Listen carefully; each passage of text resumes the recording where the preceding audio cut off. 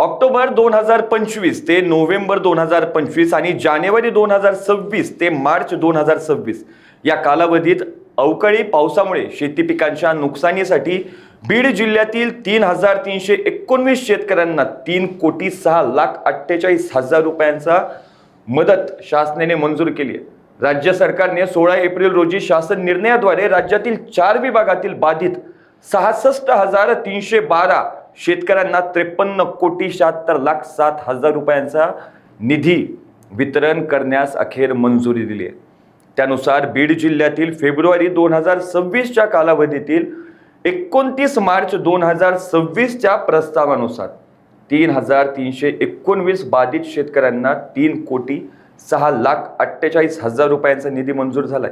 1,907 क्षेत्र हेक्टर बाधित झाल्याचं म्हटलंय। या 3,319 शेतकऱ्यांना डीबीटी द्वारे त्यांच्या बँक खात्यात निधी वितरित होणार आहे।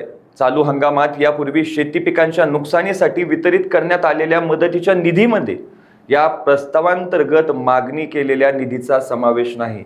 याची दक्षता घेण्याच्या तसेच एका हंगामात एक वेळेस याप्रमाणे विहित दराने मदत देण्यात असल्याची खात्री करावी असे निर्देश शासनाने महसूल विभागास दिलेत।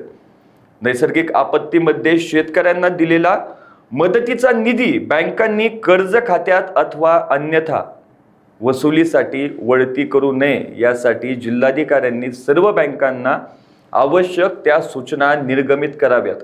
निधी वितरणाबाबतच्या सर्व सूचनांची अंमलबजावणी करण्याची जबाबदारी जिल्हाधिकाऱ्यांवर सोपविण्यात आलेली आहे।